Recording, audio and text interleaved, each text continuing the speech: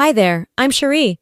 My sister stood at her wedding, her big day, and called me a failure, right into the microphone in front of everyone. What they didn't expect was that her groom would take the mic next and reveal a truth they tried to erase. I wasn't just the single mom sitting near the restroom. I was the woman who once saved his career. And they never even told him I was family. So why did they work so hard to keep me small? And what happened after the truth came out? You might think the worst part was the speech. But it wasn't. It was what came next. A spilled drink, a viral video, a family fallout, and a son who saw it all. Want to know what I did when they tried to humiliate me in front of my child? The room smelled like roses and money. Crystal chandeliers glinted overhead while soft jazz floated through the air, muffled slightly by clinking glasses and the low hum of polite conversation. I sat at our assigned table near the edge of the reception hall, my son Tyrell swinging his legs under the white linen-covered table, his clip-on tie slightly crooked. He looked proud. He thought we were here to celebrate family. I wished I could believe that too. I had rented the dress I wore, navy blue, sleeveless, slightly too snug around the ribs.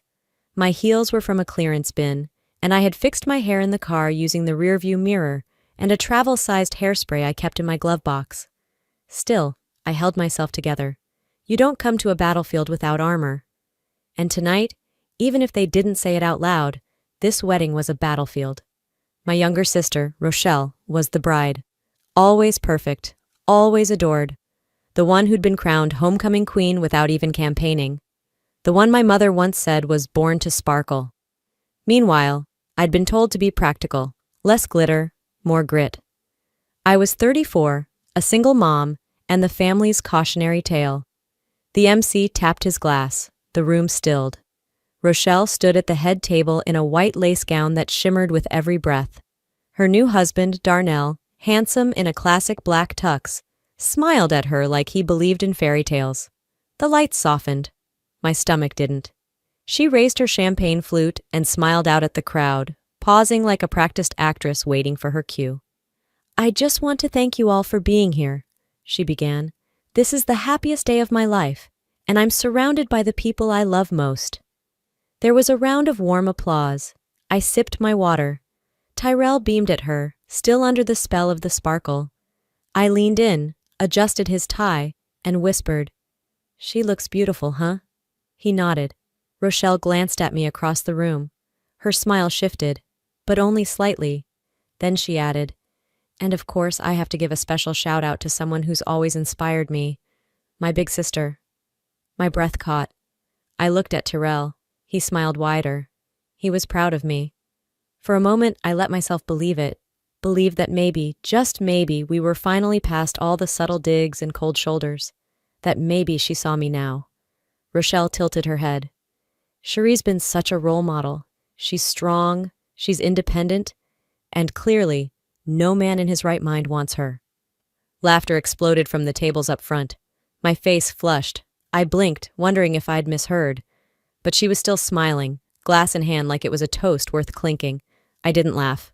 I couldn't. My body froze. Someone gasped, but most laughed louder. My mother, Dolores, added from her seat without missing a beat. "She's like a returned item. Might be slightly used, but hey, still looks decent." More laughter. Louder now. A cackling that stabbed at me in waves. I felt the air thin around me. Tyrell looked up at me, eyes wide. "Why did she say that about you, Mom?" I couldn't answer. My throat had closed up. The napkin in my lap was balled in my fist. I glanced around. No one met my eyes. Not even Aunt Gwen, who used to babysit me when I had the chicken pox. Not even Uncle Ray, who once told me I reminded him of my father. Everyone was either laughing or pretending they hadn't heard a thing. It wasn't just the humiliation, it was how normal they all made it feel. Tyrell leaned closer. "Mom, that was mean." I nodded, barely. "Yes, baby, it was." Dolores lifted her glass.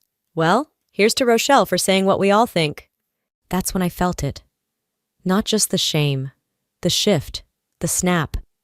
I looked at Rochelle again, still standing under the lights, still holding the mic like it was a trophy. I didn't stand. I didn't storm out. I didn't cry. I just stopped hoping.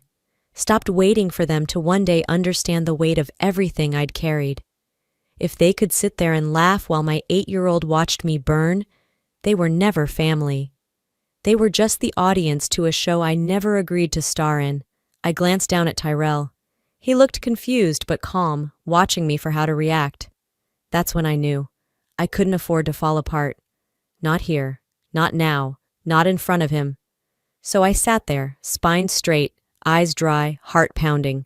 I watched the people who shared my blood toast my humiliation, and I let it burn, quietly, because sometimes silence is louder than screaming.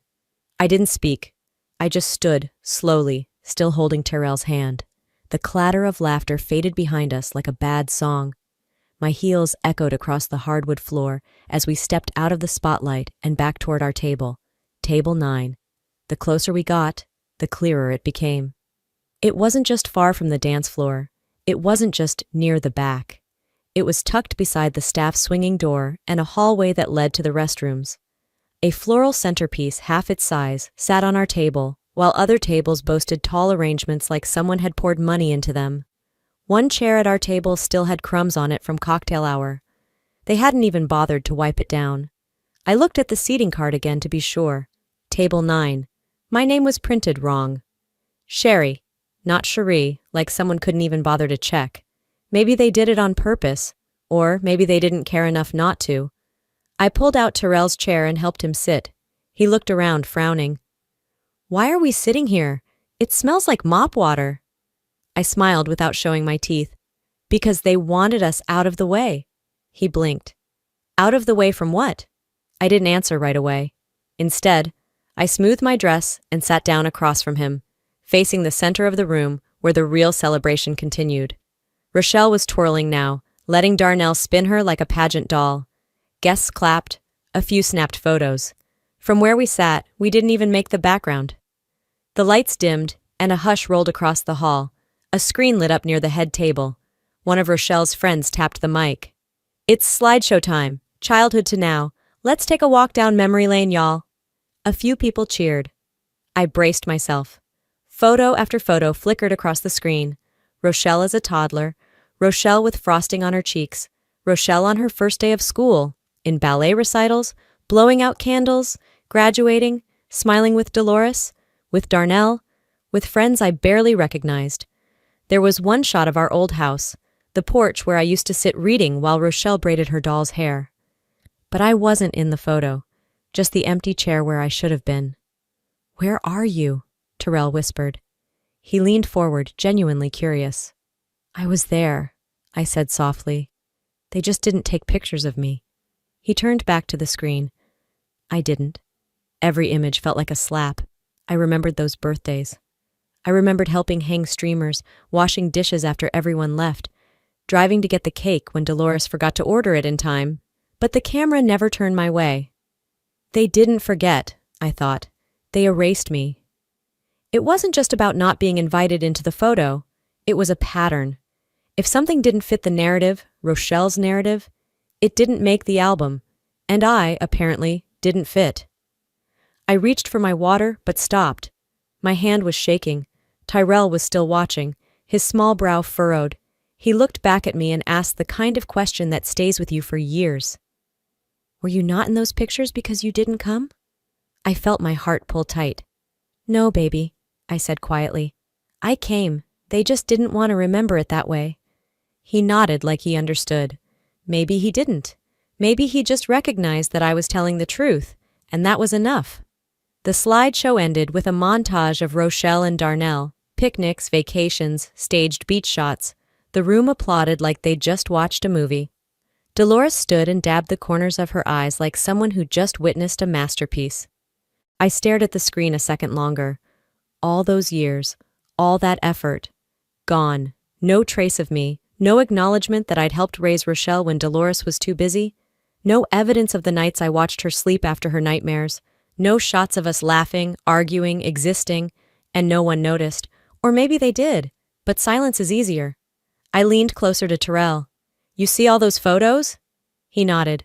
Well, I said, when people ask where I've been, they'll have a slideshow to point to, but you know the real story.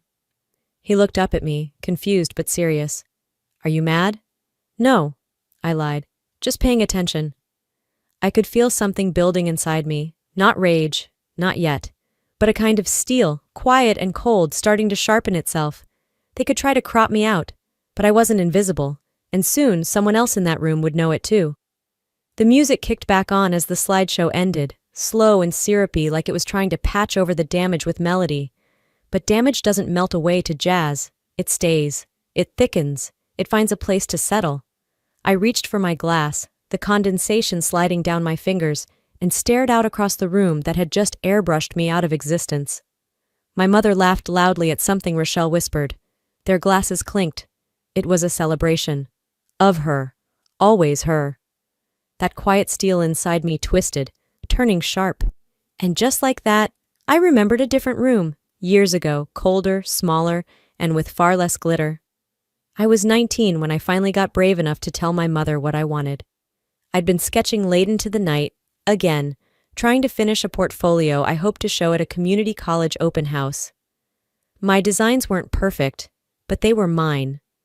I'd stitched together ideas between shifts at the bakery, between babysitting Rochelle, and covering bills no one even knew I was paying.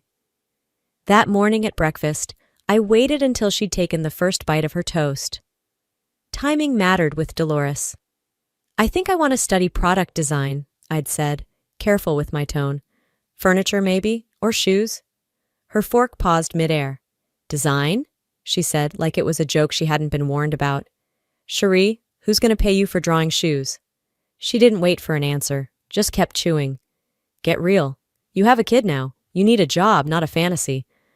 I remember the way my throat tightened, but I still managed.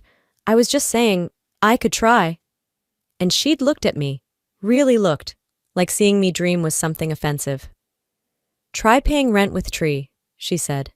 You're not an artist. You're a mother. Stop pretending you're someone else. That was the last time I told her about anything I wanted. I stopped sketching, stopped talking, stopped hoping for any version of me that didn't fit into the box she'd pre-built. I came back to the present with the taste of that memory still in my mouth. Darnell was now slow dancing with Rochelle, her head on his chest, swaying like nothing had happened, like no one had been humiliated or erased 20 minutes ago, just romance and perfection, and their perfect story unfolding. I adjusted Terrell's bow tie again, even though it didn't need fixing. Then came the voice I didn't want to hear. Well, at least you've got Terrell. Poor Thora never even got a child or a man. I turned slightly. It was one of my mother's sisters. Aunt Karen, probably. Hard to tell with the new facelift.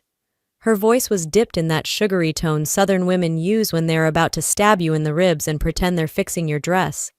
She smiled like she was offering me a gift. You know what I mean, she added quickly. Some of us just don't get the fairy tale. My jaw tightened, but I kept my smile polite. The nod I gave her was the kind you give strangers on the street, barely enough to count. I wanted to ask her why women like me are always given consolation prizes wrapped in pity. Why every part of our lives gets turned into a well, at least, sentence, as if existence itself had to be ranked. Instead, I turned back to Tyrell. He was watching the dance floor again. I placed my hand gently on his back, grounding both of us. They didn't just insult me in passing tonight. They'd been carving this into me for years. One subtle word, one snide glance, one fake smile at a time, like water shaping stone, until I forgot I was stone. This wedding wasn't my betrayal. It was just a mirror, a painfully well-lit one. They'd built this version of me brick by brick, single mom, unwanted, a shadow next to their spotlight, but I helped build them too. I raised Rochelle when Dolores didn't bother. I kept our roof from caving when bills got tight and Dad disappeared. I wasn't a shadow. I was the scaffolding, and I was done pretending otherwise. I looked around the room and saw it clearly for the first time. This wasn't just one bad night. This was the house they built with my silence. And silence was no longer an option. They didn't just laugh tonight. They trained me to believe I deserved it. But that belief dies now. After the slideshow ended and the applause died down, I sat still. Rochelle disappeared into a crowd of guests. Dolores followed behind, radiant and smug like she was presenting royalty. I stayed planted at table 9, the scent of bleach from the restrooms creeping in like an unwanted reminder of where they thought I belonged. Tyrell was coloring on a napkin with a pen I'd handed him earlier. I traced the rim of my glass and tried not to imagine how many more insults the night had stored up for me. Just then, Rochelle reappeared, floating through the crowd in that perfectly tailored dress, the hem catching the light like a chandelier had wrapped itself around her waist. She bent toward me, flashing a smile that looked like it was carved, not felt. "Hey," she said sweetly, too sweetly. "Whatever happens next, promise me you'll keep it cute. Don't ruin the night, okay?" She straightened before I could respond, already moving on to greet another guest with the same practiced smile. I didn't answer her out loud. I just blinked, once, twice, like I needed a moment to absorb what I'd just heard. That wasn't concern. That wasn't sisterly. That was strategy. She wasn't afraid of hurting me again. She was afraid I might finally react. I glanced over at Tyrell, still drawing. The pen dragged a little too hard across the napkin, but he was focused, safe. I turned my gaze back toward the front table, watched Darnell laughing with someone from his side of the family. It hit me suddenly, how I'd never been introduced to him. Not once, not formally, not even casually, not through a text, a phone call, a brunch. And then I remembered. Months ago, in a text chain where I was trying to coordinate logistics for a surprise birthday brunch for Dolores, Rochelle had mentioned Darnell. I'd asked, offhandedly, "Would love to meet him someday." She replied instantly, "Maybe later. He's not really into family stuff, and you're kind of intense. Not exactly brunch energy." Not exactly brunch energy. Back then, I told myself she meant it lightheartedly. I brushed it off, as I always did. But now, with everything unfolded, the mask was off. I wasn't just forgotten. I was deliberately excluded. She'd made sure Darnell never met me. Not before the wedding, not at the engagement dinner, not at a single event leading up to this. She'd buried my existence in his world, just like she'd cropped me out of the slideshow. And for the first time tonight, I didn't feel embarrassed. I felt alert. There was a clarity in the betrayal. It made the air in my lungs sharper, my thoughts cleaner. It wasn't about some hurtful speech anymore. It wasn't even about the photos or the seating chart. It was about the way they had always chosen to control the narrative. "Smile," they said. "Don't ruin the night." But what they really meant was, play your part, be quiet, stay small. I pressed my hand against my knee to keep it from bouncing. Not from nerves, just energy, controlled energy. They had no idea what they'd lit inside me. I stood up, walked Tyrell over to get a drink, and caught a glimpse of myself in the mirrored column near the bar. My lipstick had faded, my heels were pinching, but my eyes, they were steadier than they'd been in years. That's when I saw Darnell look in my direction, just briefly, a flicker of recognition, or curiosity, crossing his face. It didn't linger. He turned back to his conversation. It didn't matter. I didn't need a rescue. I didn't need validation. I needed truth. And the truth was this. My family wasn't trying to hurt me tonight. They'd been doing it for years. Only now, I was wide awake to it. Rochelle had whispered her warning with a smile, but it wasn't going to work this time. She told me to smile, but I was done being polite about pain. Back at our table, the low hum of background music barely softened the emotional wreckage I carried in my chest. Tyrell was still scribbling with focus, occasionally biting the inside of his cheek, like he did when he was deep into something serious. I leaned into the back of my chair and let the edges of the room blur. I needed a minute, just one, without pretending. Then he tapped me on the arm. "Mom," he whispered, holding out a folded piece of paper with both hands, like it was fragile or holy. I took it from him gently, unsure what I was about to see. He'd drawn the wedding, his version of it, Rochelle in a big poofy dress, standing next to Darnell in a suit and tie. The usual stuff a kid might notice. But there was a third figure, me, drawn in purple, standing slightly off to the side, not holding anyone's hand but smiling all the same.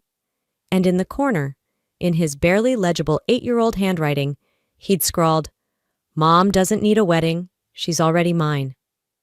My throat tightened in a way no insult ever could. That sentence pierced deeper than anything Rochelle or Dolores had thrown at me tonight. This little boy, my boy, had been watching everything. Every word, every glance, every omission. And he understood. He understood more than they ever would. I closed the paper slowly and took a deep breath, trying to steel myself. I wasn't just absorbing pain anymore, I was cataloging it. I was learning the difference between endurance and permission. They'd taught me how to survive shame. But Terrell, he needed to learn how to stand, and it started with watching me do it. I tucked the drawing into my purse with deliberate care, like I was sealing away a contract I had just signed. With myself. That's when a staff member, a young woman maybe in her early 20s, walked past clearing used plates. She glanced at me, paused, and gently placed a neatly folded white cloth napkin beside my hand. Her eyes met mine for a split second. Nothing dramatic. Just human. "You didn't deserve that," she said softly, then moved on without waiting for thanks. My hands froze. For a moment, I didn't know if I should cry or laugh. It was such a small thing, a napkin and a sentence, but after hours of being dissected in public, that tiny kindness hit like a lifeline. She didn't know me, didn't owe me anything, and yet, she'd seen what no one else dared to. Not one of my blood relatives had offered me that kind of grace tonight. I stared at that folded napkin like it was made of armor. Something inside me realigned. A subtle but irreversible shift. If they kept pushing me tonight, I would push back. Not violently, not publicly, but with spine, with choice, with presence. Because my son was watching, and now I was watching too. I straightened up, my shoulders falling into a posture I hadn't worn in years. One that didn't belong to someone waiting to be accepted, but to someone finished with begging. Rochelle could have her spotlight. Dolores could have her champagne toasts and smug digs. But me? I had Tyrell's picture in my purse, and that was worth more than 100 compliments from hollow mouths. I turned to glance at the head table again. Rochelle was laughing with some friend from high school, her makeup flawless, her control still intact. For now. I wasn't planning a scene.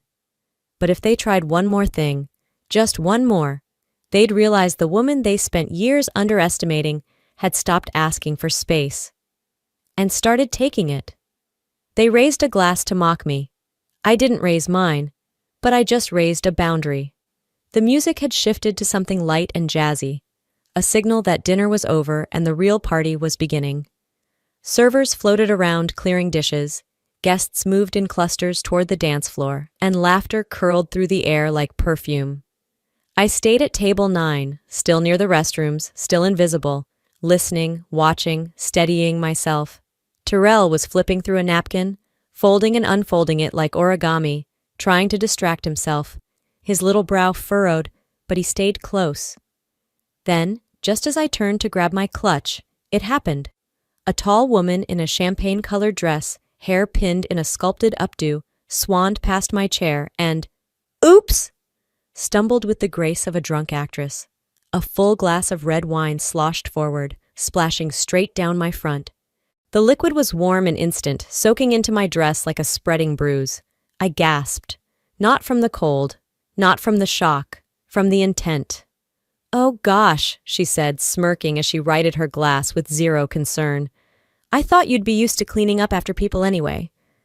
Then she walked away, just like that. No apology, no backward glance, no check-in to see if I was okay. Just a flick of her heel and a dismissive shrug, as if I were just part of the furniture. And everyone around us? They saw.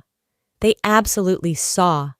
No one moved, not even the ones who had pretended to care earlier. Maybe they were afraid to get involved, or maybe they thought I somehow deserved it. After all, that's what this night had been designed to teach me, my place. But Terrell? He saw too. His eyes widened. His mouth opened like he wanted to say something, but I lifted my hand gently before he could. "It's okay, baby," I said, voice low but firm. "Let's fix this." I stood slowly, not bothering to hide the stain. The red dripped down my dress like a scar, impossible to ignore. I didn't flinch, I didn't curse, I didn't cry. I simply took his hand and walked toward the restroom. Each step felt heavier than it should have. Not because of the wine, but because of the history this moment echoed. How many times had I been marked and expected to clean it up quietly? Inside the restroom, I grabbed a handful of paper towels and began dabbing at the front of my dress. The wine spread like gossip, fast and loud. The more I tried to blot it, the more it smeared. I paused, locked eyes with myself in the mirror. This wasn't a stain. It was a message. I could still hear the woman's voice in my head. Thought you'd be used to cleaning up after people anyway. I wasn't. Not anymore. The reflection looking back at me wasn't a doormat. It wasn't the version of myself that used to think silence was dignity. It was something else. Something harder, sharper, focused. I thought of the years I'd spent letting things slide, excusing, forgiving, absorbing. I had been so conditioned to minimize myself that humiliation became a reflex, not a shock. But this wasn't reflex anymore. This was recognition. I folded one last paper towel, pressed it flat against the deepest part of the stain, and stared it down like an enemy. My lipstick had faded, my dress was wrecked, but I had never looked more composed. When I stepped back into the reception hall, I didn't head to the bathroom to hide. I didn't slink into a corner. I walked straight back to my seat, stained and unbothered. Tyrell looked up from where he was sitting, eyes searching my face. I gave him the tiniest smile, not fake, not forced. "Mom," he whispered, "do we have to leave?" "No," I said, "we stay." "But your dress?" I knelt down to his level. "You don't run from people who try to shrink you, baby. You walk past them, always." He nodded slowly. My boy, 8 years old and already seeing the world through a lens I never intended for him. But if he had to see it, he'd also see me refuse to shrink. I sat back down. People noticed I'd returned, noticed I wasn't hiding. Some even turned to whisper, their eyes darting between me and the woman in the champagne dress, now clinking glasses up front. But I didn't return their looks. I didn't need their pity. I didn't want their surprise. I wanted them to see what happens when you push someone for too long. Because this wasn't just about a ruined dress or a spilled drink, it was about a lifetime of those small cuts. And I was done bleeding quietly. They thought I'd run again. Instead, I returned, with my stain and my son, and no intention of shrinking. I hadn't even fully settled back into my seat when the air in the room shifted. The DJ had just faded the last song, waiting for the next cue. Probably for some rehearsed moment, another bouquet toss or dance number. Guests were beginning to gather around the edge of the floor, drinks in hand, eyes scanning for where the night would go next. That's when Darnell stood up. He didn't announce it, didn't clear his throat. He just rose from the head table with a look that said he wasn't about to read off the script Rochelle had so carefully curated. People noticed. Chairs shifted. A few phones lifted, thinking maybe it was another toast. It wasn't. He walked toward the microphone. Rochelle blinked, confused. Dolores furrowed her brow, maybe sensing this wasn't part of the plan. Then Darnell took the mic. "Before we go any further tonight," he said, "there's something I need to say, not for the bride, for someone else in this room." The chatter died instantly. My breath stalled in my chest. I want to talk about the woman I owe my entire business to. A few heads turned. He went on.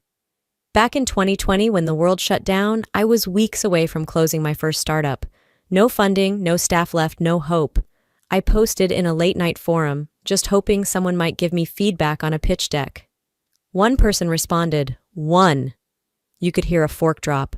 She didn't just give me notes, she stayed up for nights helping me rewrite it. She sent me templates, design fixes, investor prep documents. We never met. She never even gave me a full name. Just shh. That was enough. She saved that company. Now people were shifting for real. Someone behind me gasped. "She's here tonight," Darnell said. And until 20 minutes ago, I had no idea who she was. He looked right at me. "Cherie." He said my name out loud. I saw her face, her son, her name on the place card, and it clicked. Rochelle froze. I watched the muscles in her jaw lock. She saved me, and Rochelle never told me she was her sister. Never once. Rochelle stood up halfway. "Darnell, we don't need to—" But he raised his hand. Not to her, but to the room. I'm not trying to ruin anything, but I can't sit here while a woman I owe everything to gets treated like she's less than nothing. He turned to me. Cherie, thank you. You didn't just help my company. You showed me what real integrity looks like. I couldn't move. I couldn't even blink. Then he faced Rochelle. You knew, he said flatly. You knew who she was to me, and you made sure I never got close enough to figure it out. I didn't want drama, Rochelle said, her voice a cracked whisper. You don't know what she's like. I do now, Darnell replied. Dolores jumped in then, trying to regain control. This is a wedding. We're not airing old wounds tonight. But Darnell's eyes didn't leave Rochelle. She deserved better from all of you, from all of us. Gasps, shifting bodies, silent stares. People looked at Rochelle like they were seeing her for the first time. Some turned to Dolores, whose glare could have shattered glass. And me? I sat in my stained dress, holding my son's hand, and for the first time all night, I felt taller than every chandelier in that room. Darnell didn't need to yell. He didn't curse or make threats. He told the truth. And the truth hit harder than anything else could have. Rochelle's perfect wedding cracked right down the middle. Not from a fight, but from a fact. Darnell looked out at the guests once more. If this is what family means to you, he said slowly, deliberately, then I don't think I want to be part of it. The room didn't exhale. It held its breath, waiting to see what would fall next. The moment Darnell's words hit the floor, the atmosphere didn't just freeze, it cracked wide open. The illusion shattered, the kind that weddings so carefully stitched together with floral centerpieces and choreographed smiles. No claps followed, no awkward laughter, no clinking of glasses trying to diffuse tension, just a silence so sharp it could cut skin. People stared at their plates, some as if trying to disappear into them. Forks paused midair, wine glasses hovered without purpose. You could hear things that were never meant to be heard in a crowded hall. The mechanical hum of the overhead lights, the slow exhale of someone holding their breath too long, the faint whir of a phone buzzing insistently on a table. Then, click. A sound so small, so ordinary, but it changed everything. Someone had hit record. A few guests, then more, lifted their phones. Screens lit up like constellations across the room. Glowing faces caught mid-gasp, mid-horror, mid-this can't be happening. One person whispered, "It's already on TikTok." Another voice chimed in, closer, more urgent. "This is gonna blow up!" And it did, faster than anyone could have braced for. Before I could even process what had just been said, a woman across the room turned her screen to her table mates. 20 seconds of Darnell's speech, cut like a trailer for a movie no one expected to premiere, was already making the rounds. A caption stamped across the video in bold white text. This groom just exposed his bride's secret at the altar. The internet came alive like a storm. How do you marry someone who erases their own sister? Protect Cherie at all costs. Single moms are superheroes. Don't you ever forget it. I didn't move. I didn't need to. The world was already moving on my behalf, shifting on its axis, carrying me somewhere else entirely. All I had to do was stand still and watch the narrative tilt. The online digging began within minutes. Rochelle's past surfaced like it had just been waiting. Screenshots of her old Facebook posts, tweets from college, comment threads under Instagram selfies.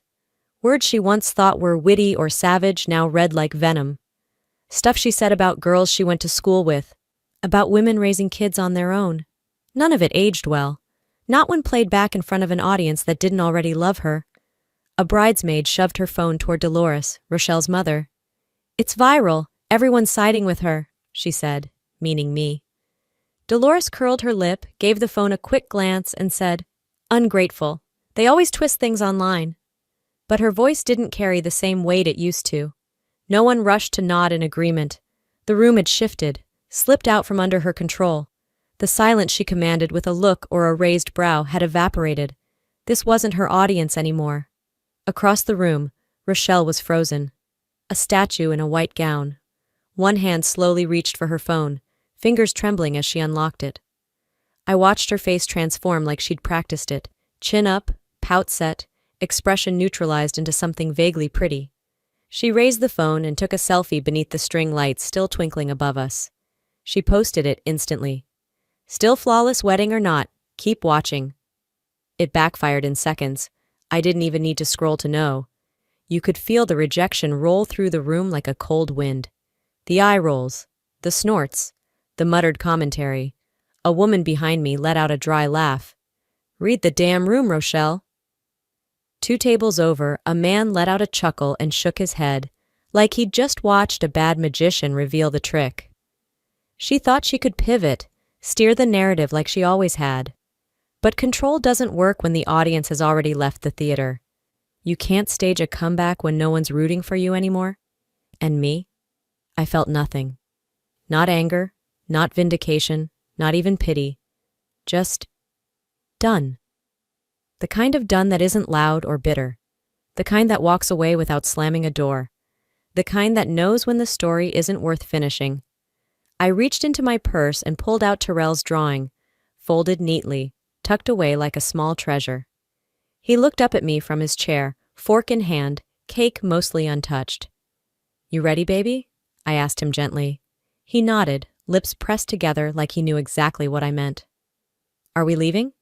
Yeah, I said, my voice steady. Time we go. I stood, didn't glance back, didn't wait for someone to ask where I was going or try to stop me. No dramatic exits, no final lines. I wasn't there to complete their night.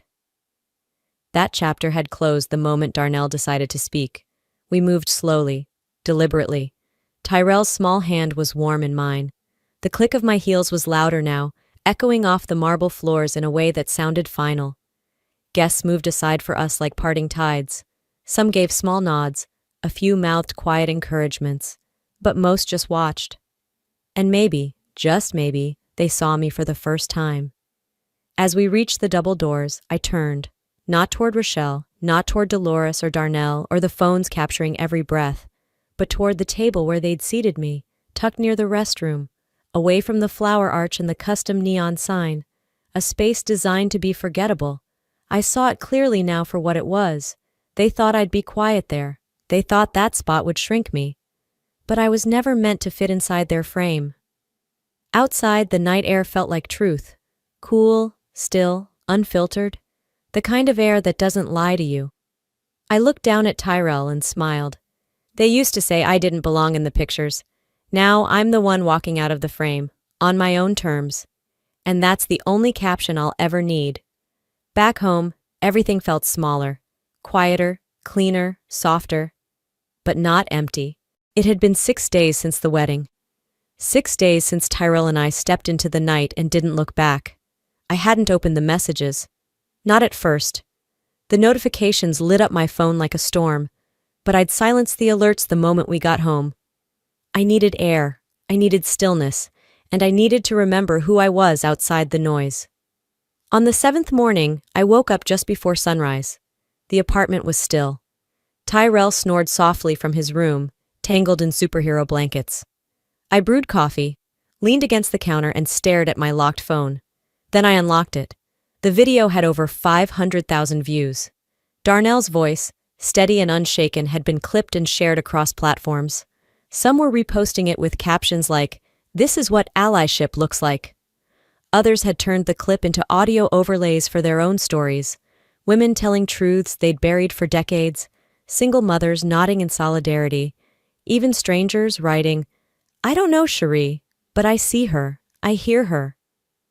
I didn't repost, I didn't retweet, I didn't comment, I didn't have to. People weren't sharing the video because I screamed or flipped a table. They were sharing it because I stood there, dignified and drenched, and didn't move an inch. I had been mocked, erased, ignored, and still refused to disappear. Mid-scroll, an email came in, from Dr. Eli Mercer. Subject line, "About that night." Inside, a link to a post on LinkedIn titled, "Strength Isn't Always Loud." He wrote about a mentor who had worked with him during the pandemic. Off the clock, unpaid, precise, steady. He wrote about me. She never asked for credit, just results. And without her, we wouldn't have survived year 1. He ended the post with, "I didn't know who she really was until I saw that wedding video." That's when I realized the quietest person in the room can still carry the most weight. I didn't cry. I didn't even smile. I just inhaled slowly, like someone who'd been underwater too long. 10 minutes later, another email appeared, from my old boss at the agency I'd interned at during Terrell's infancy. The one who let me go when I requested part-time to care for my son. His message read, "I owe you an apology and an opportunity. Let me know if you're available for freelance." That made me smile. A quiet, knowing one. Tyrell shuffled into the kitchen, his curls flattened on one side. "Morning, Mom." "Morning, baby," I said, pouring him orange juice. He rubbed his eyes and leaned against the counter. "Are you still sad about the wedding?" I paused. That question had sat inside him all week, I could tell. "Not sad," I said honestly. "Just done." He blinked. "Done with them?" I nodded. "Done letting them decide how I feel." He grinned, wide and toothy. "You're still my hero." I knelt down and kissed his forehead. That's all I'll ever need to be. Later that day, my phone buzzed again. A voicemail from Dolores. I played it on speaker, standing in the middle of my living room. "You embarrassed us. I hope you're happy now. Your sister's devastated." I deleted it. No hesitation. A text followed from Rochelle. Just one line. "You didn't have to ruin everything." I didn't respond. I wasn't going to explain silence to people who'd only ever used it to their advantage. I wasn't angry anymore. Just aware. The people who claimed to love me only did so when I was small, quiet, accommodating. But I'd outgrown that version of myself, and I wasn't asking to be let back in. I made us dinner that night, spaghetti, Tyrell's favorite. We watched cartoons on the couch, his head on my shoulder, his laughter unfiltered. And as I folded his drawing, creased but still perfect, I thought, this is the only family I ever needed. They kept waiting for me to come back. Say sorry, pretend, keep the peace. But peace that asks for my silence isn't peace at all. You know, walking away from that wedding wasn't the hardest part. The hardest part was unlearning the belief that I had to stay silent to keep the peace. That if I just endured a little longer, maybe they'd see my worth. But here's what I've learned, and what I hope someone out there hears today. Silence doesn't keep peace. It just keeps things broken. You don't owe anyone your dignity in exchange for a seat at their table. And you certainly don't need to keep shrinking to make others comfortable. I thought I had to earn my family's love by proving myself over and over again. But I finally realized I was never the problem. Their fear of my light was. And if you've ever felt like the forgotten one in the room, the one they cropped out of the photos or whispered about when they thought you couldn't hear, you're not alone. You're not invisible. And you are not weak for walking away. So let me ask you this. Have you ever had to choose your peace over your family? Do you believe forgiveness requires staying silent, or do you think it's okay to walk away to protect your spirit? Tell me in the comments. Drop a 1 if this story hit home, or let me know where you're watching from. If you disagreed with any part, I'd love to hear your take too. There's room here for honesty and growth. And if this story made you feel something, anything, please subscribe to this channel. We've got more real, raw, and healing stories coming your way. Stories about truth, about family, about becoming who you were always meant to be. Until next time, thank you for watching and for seeing me.